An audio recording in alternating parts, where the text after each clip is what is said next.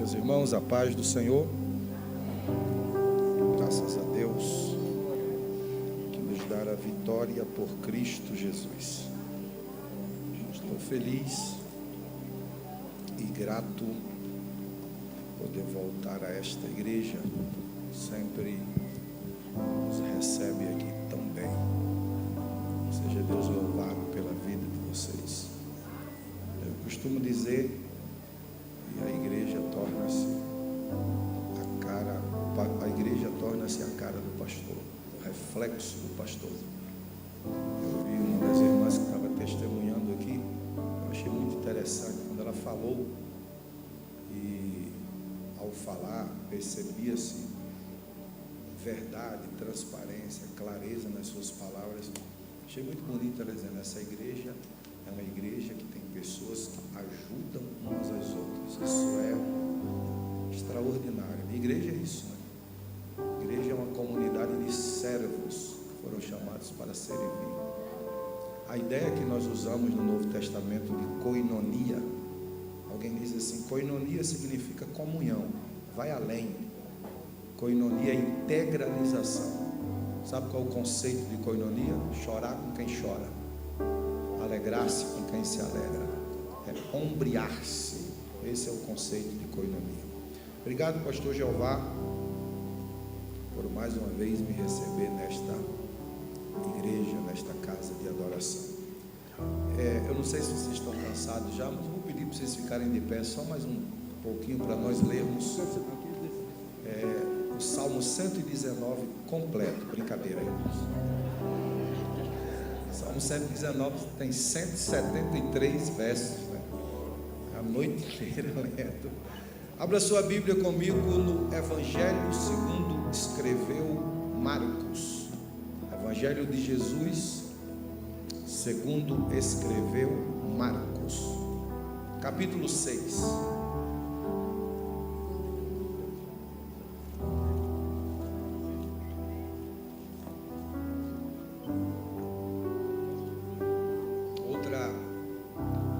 Outra característica que eu tenho da Ebenezer, da Igreja Batista Ebenezer, é que aqui o pastor Jeová sempre prezou muito pela questão da palavra, exposição da palavra.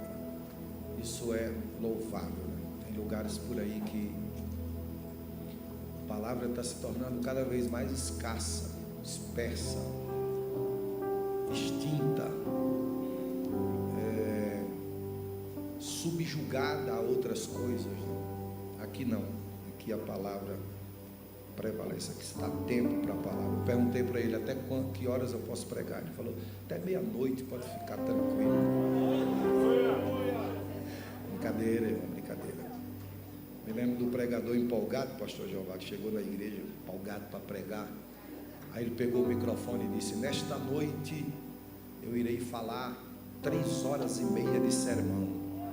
Aí chegou um irmão no púlpito assim, com as chaves nas mãos, olhou para ele e disse: meu irmão, eu sou o porteiro da igreja, eu vou entregar as chaves para o senhor. Quando o senhor sair, o senhor fecha a igreja, porque nem eu vou ficar aqui nessas 3 horas e meia. Marcos capítulo 6, versículo 44. Alegria em rever aqui o Leonildo. Deus abençoe. Marcos capítulo 6, versículo 44. Quem encontrou, diga amém. Amém. Os que comeram os pães eram 5.000 homens. Vamos ler mais uma vez. Os que comeram os pães eram 5.000 homens. Sentem-se, por favor. Preste-me os seus ouvidos, me dê a sua atenção por alguns instantes. Eu tenho uma palavra de Deus para o seu coração. Eu fiquei pensando, como dizemos lá na minha terra, eu fiquei matutando em algo que pudesse comunicar com vocês na noite de hoje. E dentre as muitas coisas nas quais eu pensei, este texto foi o que falou mais alto ao meu coração. Marcos capítulo 6, verso 44. A bem da verdade, a estrutura do texto começa no verso 30 e vai até o 44. A epígrafe do texto aqui é sobre a primeira multiplicação dos pães e dos peixes. Este texto é um texto que nós chamamos, usando um termo teológico, de sinóptico ou sinótico. Ele aparece em João capítulo 6, do verso 1 ao 14. Ele aparece em Lucas capítulo 9, versículo 6. Ele aparece também em Mateus, se não me foge a memória, a partir do capítulo 14. O que nós vemos aqui é Jesus Cristo operando um milagre, e este milagre é chamado de a multiplicação dos pães e dos peixes, sendo ele classificado como o primeiro. Interessante que eu estava pensando sobre isso, e se você fizer um apanhado sobre o ministério de Jesus, ele ocupou-se em tempo integral em trazer ensinamentos, ministrações e operar também milagres, muito embora o foco e o maior objetivo de Jesus não era o de operar milagres no âmbito físico ou material. Ele fazia também para ganhar o direito de ser ouvido e atestar a sua messianidade, mas o maior milagre, ou o que mais interessava a Jesus, era o milagre de implantar no coração do homem o reino de Deus. E Jesus, ele fez milagres, sinais e maravilhas, mas ele operou também nos corações das pessoas através da sua palavra, sendo chamado de mestre. Em algumas ocasiões ele era chamado de Raboni. Raboni quer dizer o meu grande mestre. Jesus, ele aparece na Bíblia Sagrada como mestre. Aí eu estava pensando sobre isso. Se você ler João capítulo 14, verso 27, Jesus disse: a minha paz eu vou-la dou, não vou-la dou como o mundo a dá. Aqui eu vejo que Jesus aparece como mestre da paz. Se você ler João capítulo 11, verso 25, Jesus disse: eu sou a ressurreição e a vida, quem crê em mim, ainda que esteja morto, viverá. Aqui Jesus se apresenta como mestre da vida. Se você ler João capítulo 3, verso 1 e 2, Nicodemos vai ter com Jesus de noite, e Nicodemos era um mestre formado pela escola dos rabinos da Galileia daquela época. As duas maiores escolas daquela época era a escola de Shammai e a escola de Hilel, formadora de muitos mestres. Mas o mestre Nicodemos vai ter com Jesus e usa a seguinte palavra: bem sabemos que tu és mestre. Observe que a expressão de Nicodemos não está singularizada, está pluralizada. Ele disse: bem sabemos, nós mestres sabemos, ainda que te ataquemos em público, ainda que te difamemos em público, quando nós nos reunimos nas nossas cúpulas, nós chegamos à conclusão que tu és mestre vindo de Deus, que ninguém pode realizar os sinais que tu realizas se de Deus ele não vier. Jesus aqui é o mestre dos mestres. Se você ler João capítulo 13, verso 2, aparece uma palavra interessante quando o próprio Jesus diz, ou a Bíblia diz, João diz: tendo amado-os, amou até o fim. Jesus aqui é o mestre do amor. Augusto Cury disse que Jesus é o mestre da sensibilidade. Eu gosto disso. Mestre da sensibilidade, mestre da vida, mestre da paz, mestre dos mestres e mestre do amor. Aqui em Marcos capítulo 6, do verso 30 ao 44, eu vejo ele como mestre da multiplicação. É sobre isso que eu quero falar nesta noite. Em 2025, prepare-se, você terá experiências na sua vida onde você vai identificar que o mestre da multiplicação agiu na sua vida. Se você ler o verso 30, a Bíblia diz assim: os apóstolos voltaram, depois de fazerem muitas coisas, voltaram para a presença de Jesus.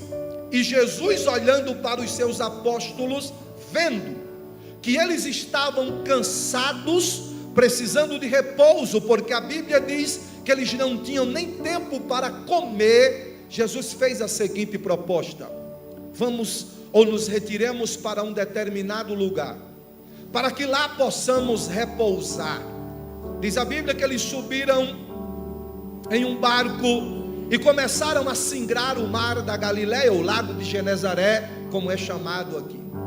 A Bíblia diz que as multidões, vendo, sabendo de quem se tratava, correram na frente deles a pé, chegando lá primeiro do que eles.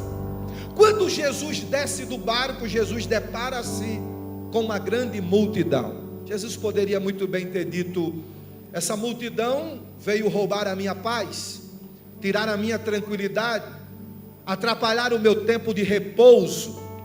Eles poderiam me procurar noutra hora, noutro tempo, agora é a minha hora de repouso. Mas a Bíblia diz assim: e Jesus, vendo-os, compadeceu-se de todos eles, porque viu que eles eram como ovelhas sem pastor. Aí a Bíblia diz assim: e naquele dia Jesus lhes ensinou sobre muitas coisas. Só que o texto sagrado diz o seguinte: o dia estava indo embora, a noite estava chegando, e alguns dos apóstolos vieram ter com Jesus. Mateus e João falam de Filipe e André. Chegaram diante de Jesus, mas Lucas fala de todos os apóstolos. Chegaram diante de Jesus e disseram: mestre, a noite já está chegando.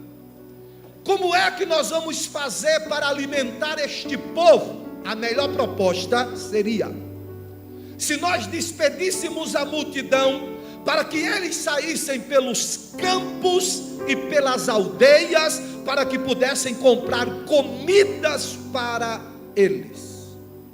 Jesus disse: por que vocês mesmos não dão a eles de comer?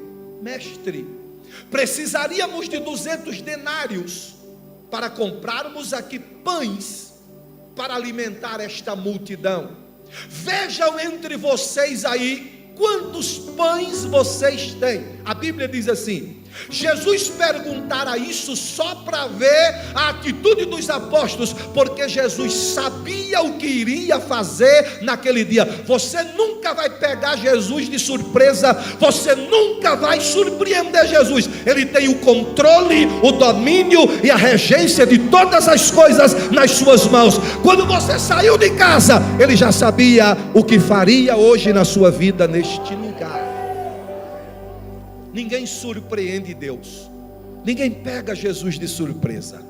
Vejam aí quantos pães vocês têm. Eu fico imaginando que Filipe, André e os demais apóstolos começaram a andar entre a multidão, perguntando se alguém tinha alguma coisa. É o óbvio. De repente apresenta-se um rapaz, um menino. Interessante que esse menino aqui, ele não aparece na contagem. Naquela época não se contava mulheres e meninos. Observem que se você ler Mateus e ler João, o último verso diz assim: dos que comeram pães e peixes eram quase 5.000 homens. Por que homem aqui?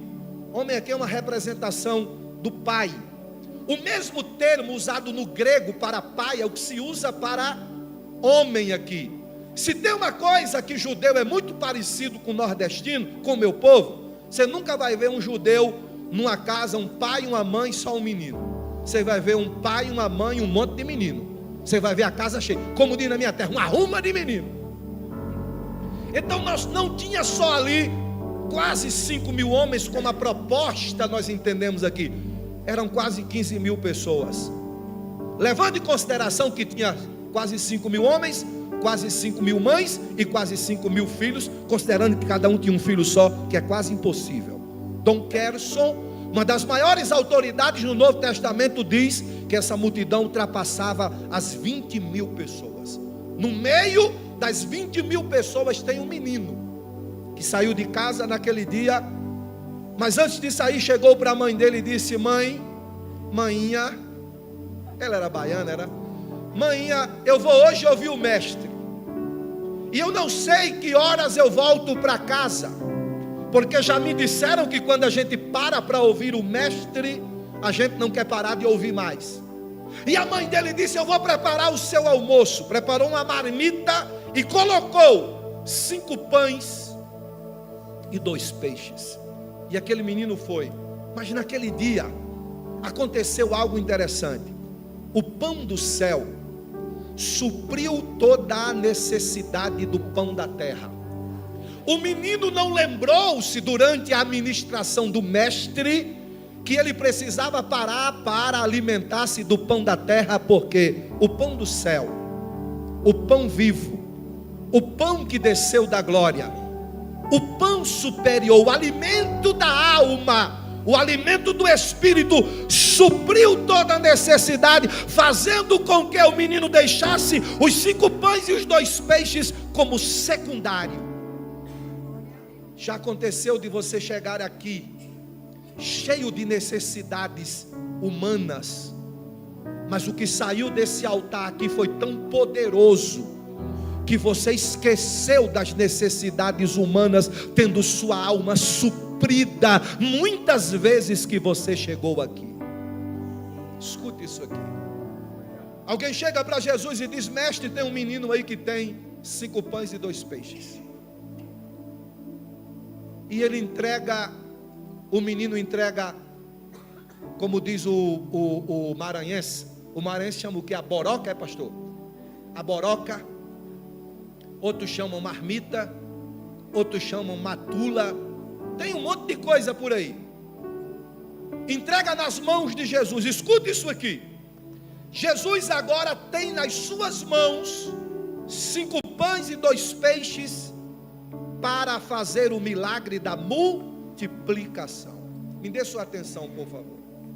Jesus está em um ambiente. Eu comecei a fazer a leitura deste ambiente.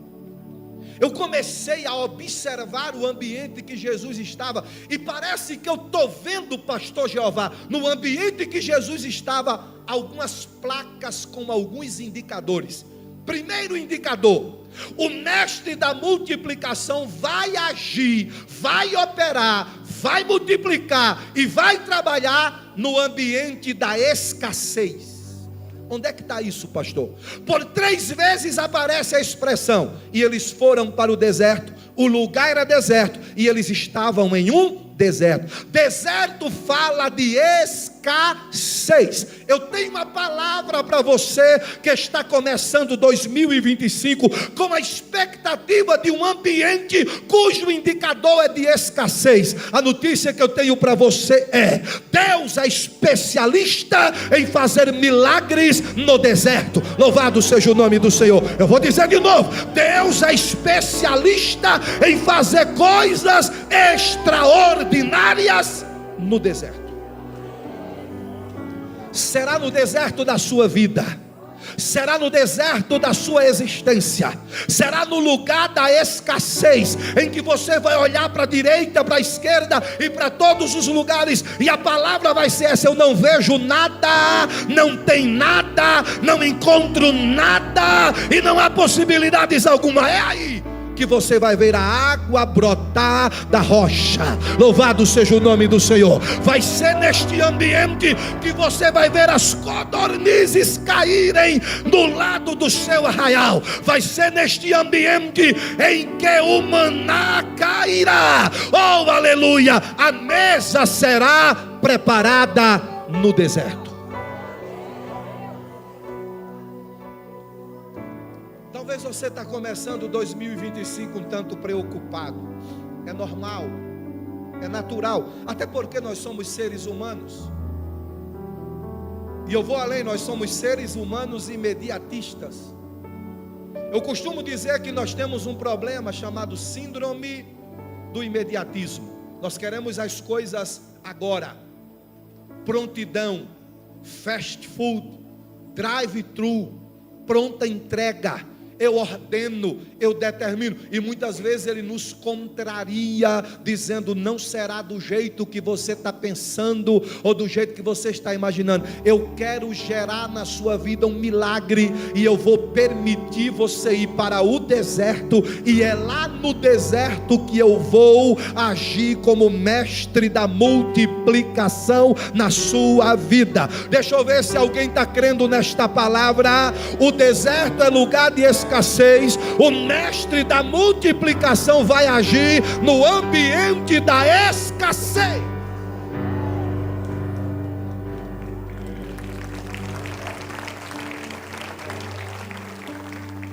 Segunda coisa que eu vejo no texto, ou no ambiente em que eu estou fazendo a leitura, preste atenção no detalhe. A Bíblia diz assim: o lugar era deserto e já era... Quem está comigo aqui? O lugar era deserto e já era tarde. Já era tarde. O segundo indicador que eu vejo aqui do ambiente onde Jesus vai agir é que o lugar é de um tempo limitado. Não há mais tempo. Já ficou tarde. Talvez você ouviu isso por esses dias. Talvez você ouviu isso da medicina, já é tarde. Talvez você ouviu isso da justiça, já está transitado, julgado, não cabe mais apelação, já é tarde. Talvez as circunstâncias que cercam você estão gritando e dizendo: já é tarde. Talvez o diabo mandou sussurrar no seu ouvido através de um mensageiro dizendo: já é tarde, não tem mais jeito. Eu tenho uma notícia para dar a você que está aperreado por causa do tempo. Pastor, o tempo acabou, não há mais tempo. O mestre da multiplicação, ele nem se adianta e nem se atrasa, ele chega na hora certa.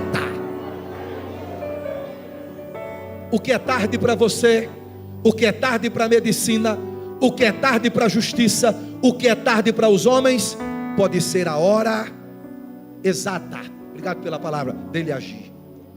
Eu me lembro do que disse o proverbista no capítulo 16 e verso 1 do livro de Provérbios: do homem são as preparações do coração, mas a resposta certa ou a última palavra vem do Senhor.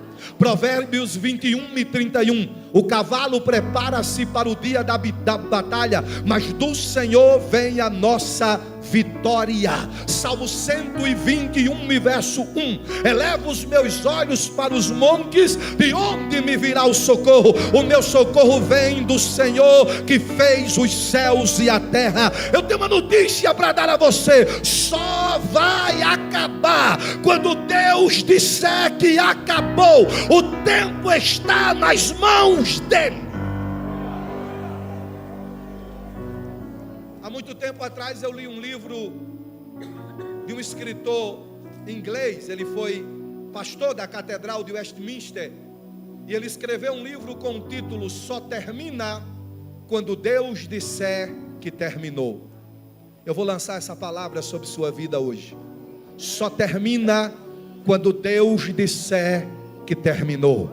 Só acaba quando Deus disser que acabou. Quem tem a última palavra na sua vida não é o deserto, não são as circunstâncias, não é o diabo, não é a medicina e nem a justiça. Quem tem a última palavra na sua vida é o Criador da vida, sustentador da vida, o dono da vida, e aquele que tem a sua vida na palma das mãos dele. É ele que diz quando termina.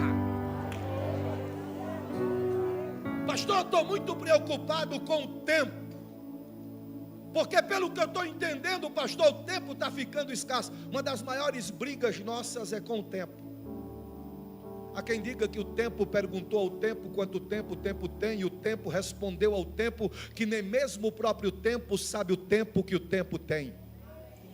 De uma coisa eu sei: O meu Deus é dono do tempo, Senhor do tempo, mestre do tempo, guia do tempo, tutor do tempo, dominador do tempo e controlador do tempo. Ele faz subir o tempo e abaixa o tempo. Ele adianta o tempo e atrasa o tempo. Ele abre o tempo e fecha o tempo. E o tempo da sua vitória está nas mãos dele. E deixe-me profetizar nesta noite. Pode ser hoje, pode ser agora. Enquanto você adora aqui, a sua vitória está sendo liberada, contrariando o tempo que alguém determinou, dizendo: não tem mais tempo. Ele chega e ele faz.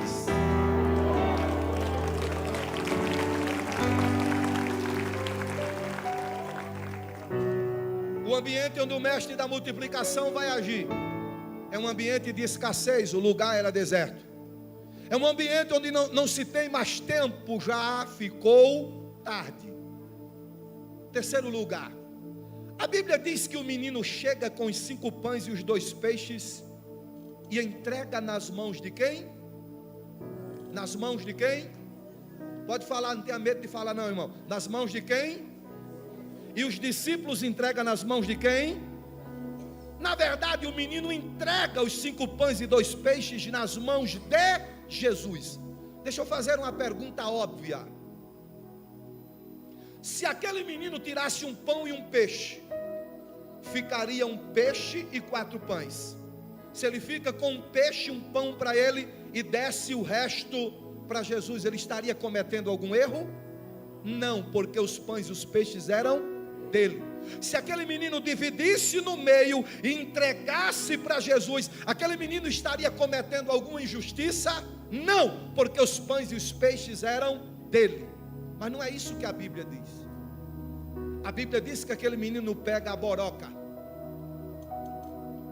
e entrega tudo nas mãos de Jesus. A terceira lição que eu vejo nesse ambiente aqui, onde Jesus vai operar, é que o ambiente da multiplicação é um ambiente de entrega total. Entrega sem reserva. Entrega exclusiva. Entrega, aleluia, sem nenhum egoísmo. O menino entrega tudo nas mãos de Jesus. Pastor, eu quero tudo de Jesus. Você terá tudo de Jesus quando você entrega tudo nas mãos de Jesus. Eu não estou falando aqui só de coisas financeiras, eu estou falando de vida, eu estou falando de adoração, eu estou falando de culto, eu estou falando de entrega. Tem gente vindo para a igreja pela metade, deixando a metade lá fora, deixando a metade em casa, deixando a metade sabe lá onde for. Eu espero que nesta noite você tenha entrado aqui por completo. Eu espero que a entrega seja completa para você experimentar um milagre extraordinário na sua vida. Não divida a sua adoração com nada. Não divida o seu culto com nada. Você se lembra do Salmo 100? Celebrai com júbilo ao Senhor todos os moradores da terra. Servi ao Senhor com alegria. Apresentai-vos a Ele com cânticos, sabei que o Senhor é Deus, foi Ele, não nós, que nos fez povo seu e ovelhas do seu pasto. Entrai pelas suas portas com ações de graças e em seus átrios com hinos de louvor a Deus, porque o Senhor é bom e a sua fidelidade não tem fim ou dura para sempre. Isso é entrega, isso é culto, isso é fazer sem reserva. Eu não sei se você lembra de Mateus capítulo 26, a partir do verso 6, a Bíblia diz que uma mulher ficou sabendo que Jesus estava lá em Betânia, na casa de Simão leproso, e a Bíblia diz que ela vai para aquele jantar. Quando aquela mulher chega, ela trazia no seu pescoço um vaso de alabastro, contendo um perfume de nardo puro, preciosíssimo. Tem 2 elementos valiosos aqui. O vaso já era por si só precioso, ele era feito de uma matéria matéria-prima chamada, na verdade, no formato de argila, trazido lá do Egito, chamado alabastron. E o perfume de nardo puro vinha das montanhas do Himalaia, por isso que se tornava muito caro. O vaso era no formato de uma peira e ia afunilando-se no seu gogó, como a gente chama, sabe para quê? Para que o perfume descesse no conta-gotas e não fosse desperdiçado. Quando aquela mulher chega diante de Jesus, sabe o que a Bíblia diz? Ela arranca o vaso do pescoço, quebra o vaso e derrama tudo na cabeça de Jesus Cristo. Ela está fazendo uma entrega exclusiva, é só para Jesus. Ela está fazendo uma entrega sem reserva, não fica nada para ela. Ela está fazendo uma entrega sem retorno. Depois de entregar, não tem mais retorno, é tudo para Ele. Como está o aspecto do seu culto? Você está entregando tudo ou é só a metade? Segure suas mãos lá em cima, por gentileza. Vocês são batistas, mas vocês conhecem: tudo entregarei. Quando tudo deixardes no altar. Louvado seja o nome do Senhor para todo sempre.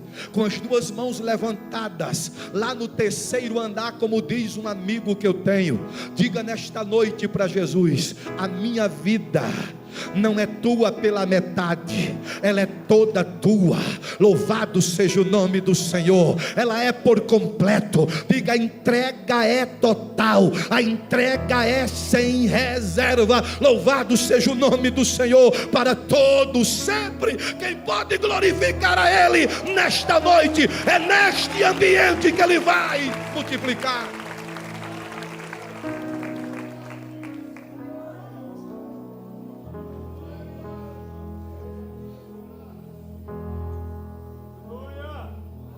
Tempo desse eu li sobre um culto em uma das tribos africanas, daquelas mais remotas, de mais difícil acesso. E durante este culto lá, as pessoas davam suas ofertas em pequenos valores, porque era aquilo que elas dispunham, era aquilo que elas tinham. Quando de repente alguém percebeu uma mulher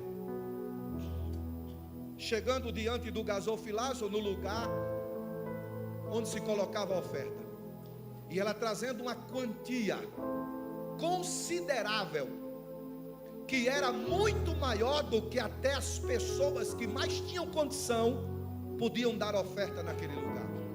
E aquilo chamou a atenção das pessoas, e perguntaram: como é que essa mulher, sendo a mais pobre daqui, deu a maior oferta?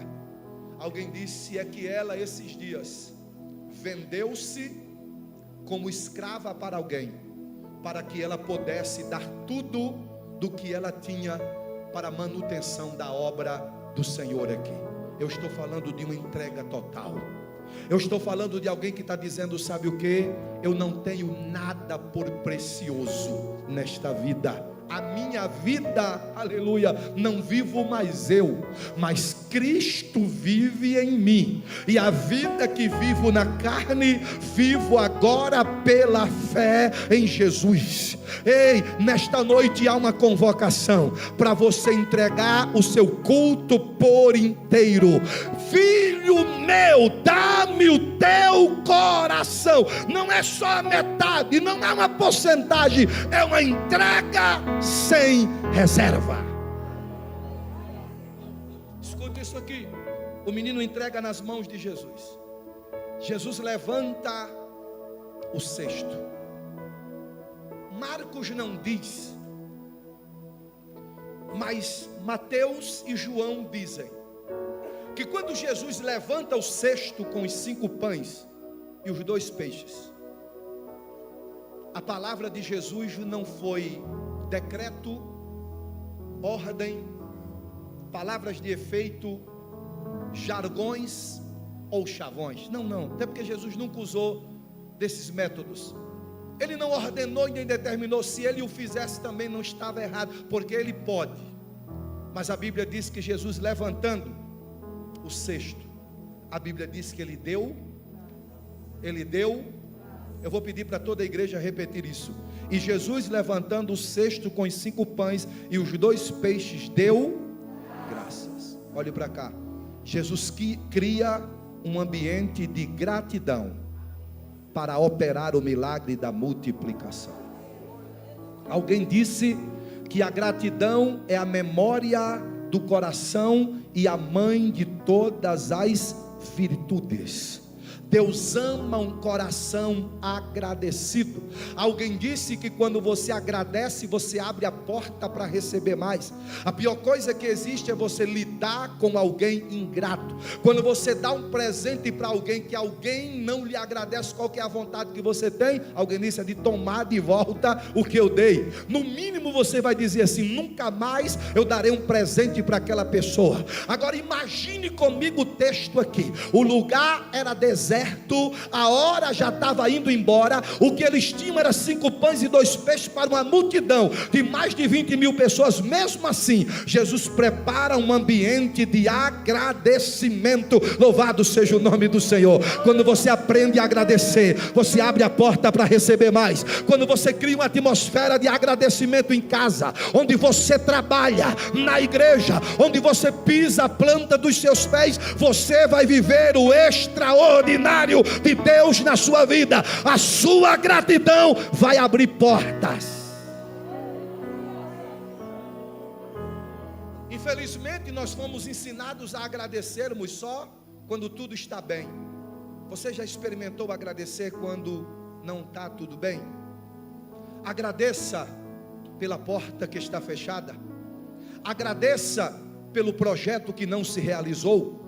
Agradeça pelo diagnóstico que você recebeu, porque nada é por acaso. Agradeça pela circunstância que você está vivendo. O que foi que Paulo disse? Por tudo dai graças, porque esta é a vontade do Senhor para com a sua vida. Pastor, agradecer na hora difícil é muito complicado. Você lembra-se de Daniel no capítulo 6, quando Daniel ficou sabendo que tinha um edito contrário a ele, tentando contra a vida dele? A Bíblia diz que ele foi para casa, chegando lá, abriu as portas para a banda de Jerusalém. A Bíblia diz assim, como era de costume, ele agradeceu. Quer mais? Primeira carta de Paulo aos Coríntios, capítulo 1 e verso 23. Olha o que é que Paulo diz: porque eu recebi do Senhor o que também vos ensinei, que o Senhor, na noite em que foi traído, partiu o pão e deu graças.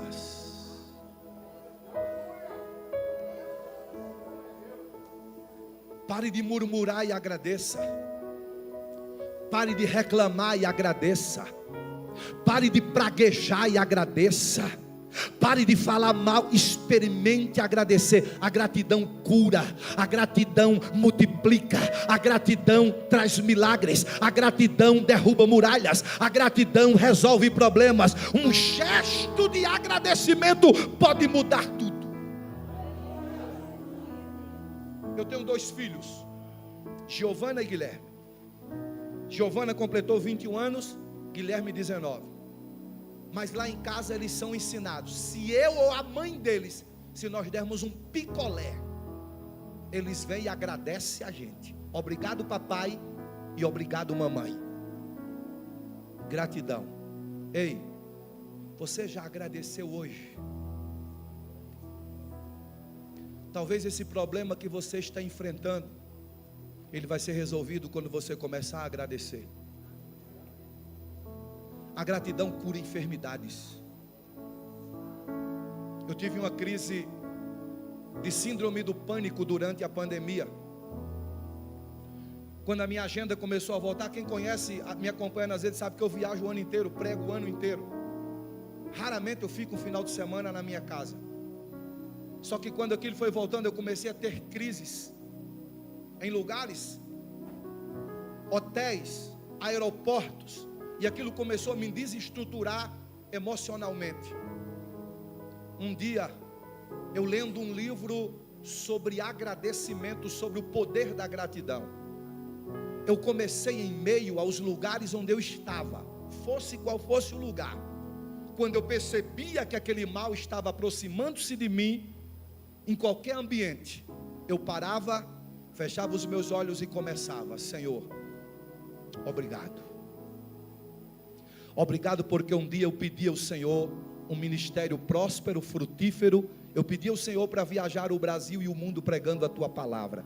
E eu estou tendo aqui o maior privilégio que um homem pode ter.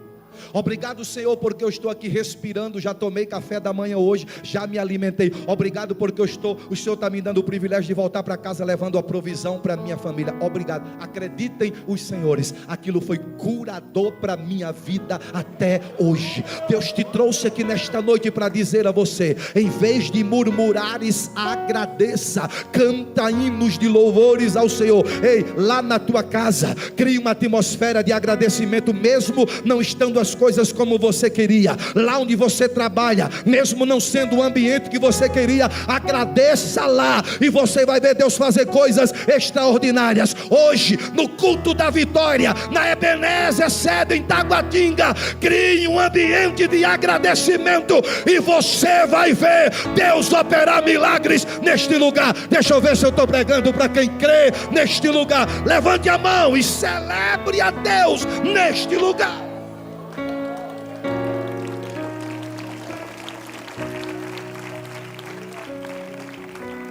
Deixa eu terminar. O ambiente é de escassez, era deserto. O ambiente era de um tempo limitado, já era tarde.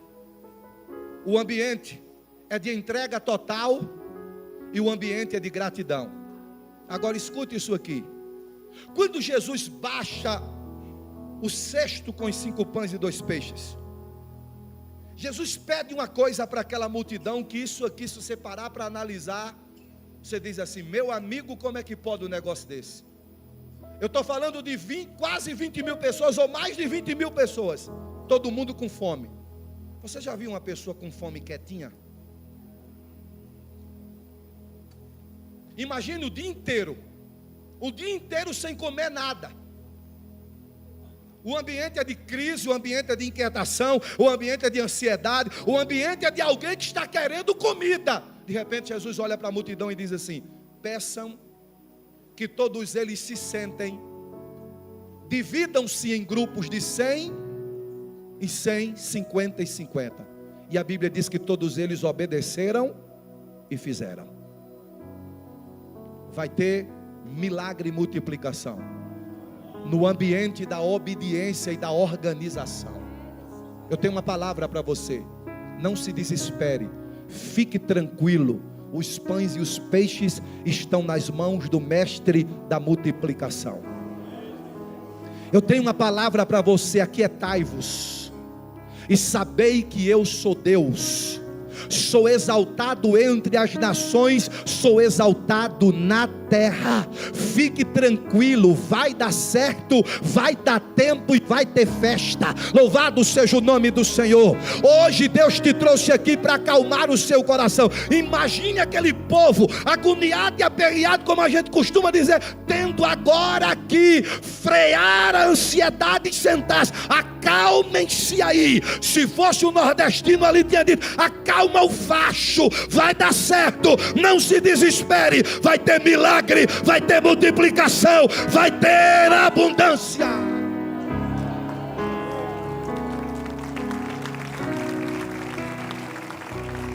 Coloque sua mão no ombro de quem está do seu lado, por gentileza. Colocou sua mão no ombro dessa pessoa? Diga para ela assim: se aperrei não, vai dar certo, vai dar tempo e vai ter festa. Se aperrei não, está nas mãos do mestre da multiplicação. Ele sabe o que está fazendo, ele tem o controle de todas as coisas estão em suas mãos. Recebe essa palavra nesta noite, em nome de Jesus.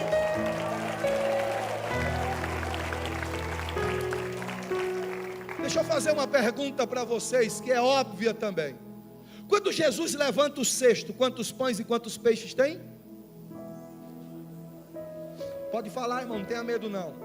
Tenha medo não. Às vezes o pregador pergunta uma coisa aqui aos irmãos, quer responder, mas tem medo. Ele acha que se ele errar, o pregador vai dar uma voadora nele. Não, irmão, vai acontecer isso aqui não. Em nome de Jesus. Quando Jesus levanta o cesto, quantos pães e quantos peixes tem? Quando Jesus abaixa o cesto, quantos pães e quantos peixes tem?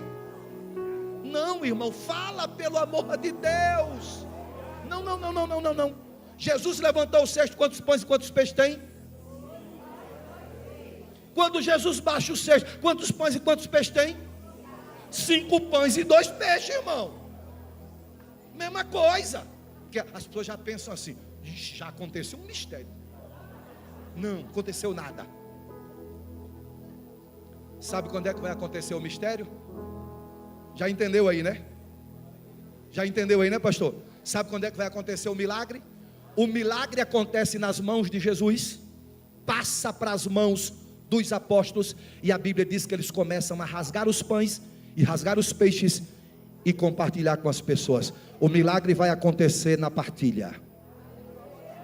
O milagre vai acontecer na comunhão. O milagre vai acontecer na unidade. O milagre vai acontecer quando eu enxergo a necessidade do meu irmão. O milagre vai acontecer quando eu não me aproveito do que eu tenho e digo, eu já tenho nas minhas mãos, vou aproveitar do que eu tenho. Não. O milagre vai acontecer quando eu abro mão de direitos meus e começo a querer a alegria e a vitória do meu irmão. Tem 3 coisas que acontecem aqui. Primeiro, os apóstolos tornam-se um instrumento, porque eles estão entregando o milagre nas mãos das pessoas. Quando você abençoa alguém, você é um instrumento. Quando você divide com alguém, você é um instrumento. Quando você compartilha com alguém, você é um instrumento. Quando você abençoa a vida de alguém, você é um instrumento nas mãos de Deus. Pense nisso. Segunda coisa que acontece ali, imagina o cara com fome. Pela tua estrutura, 5 pães e 2 peixes, não dá para nada para você. Eu tenho uma menina lá em casa com 21 anos, que 5 pães e 2 peixes não dava um lanche para ela. Eu não sei o que é aquilo. Não sei o que é aquilo. O Guilherme nem se fala. Guilherme deve ser tu tem o que? 1,84? 1,91. O Guilherme tem 1,86. É só um lanchinho. Então imagina o cara chegar agora com 5 pães e 2 peixes, repartindo, entregando nas mãos de quem está faminto. O que é que vai acontecer? O cara vai abrir um sorrisão, alegria. Você está alegrando a vida de alguém. O que é que acontece aqui? Eu me torno instrumento, eu alegro a vida de alguém, e eu sou canal para um milagre acontecer, porque começa a multiplicação. Sabe quando é que acontece o milagre? É quando eu divido, é quando eu compartilho, é quando eu entendo o princípio da comunhão, o princípio da unidade. A gente canta muito, né? Somos todos e assim bem ajustados, totalmente.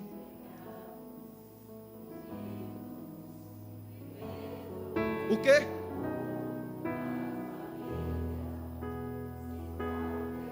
Cantar é bonito, agora mais bonito ainda é viver.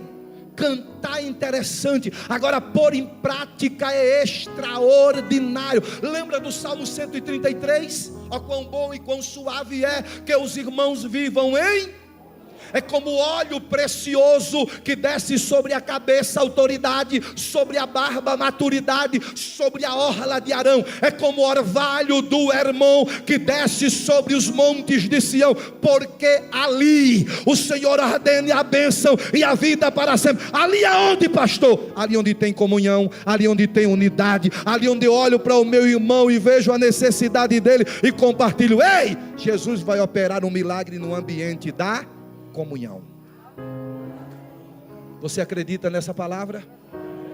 Você acredita nessa palavra? Você recebe essa palavra? Que todo espírito de egoísmo seja repreendido da minha e da sua vida, e que nós possamos partilhar, dividir. É comunhão, é chorar com quem chora, é alegrar-se com quem se alegra, é ver que o meu irmão lhe falta algo e eu não ser indiferente a isso, é eu ter nas minhas mãos e poder suprir a necessidade dele. Fique de pé, por favor.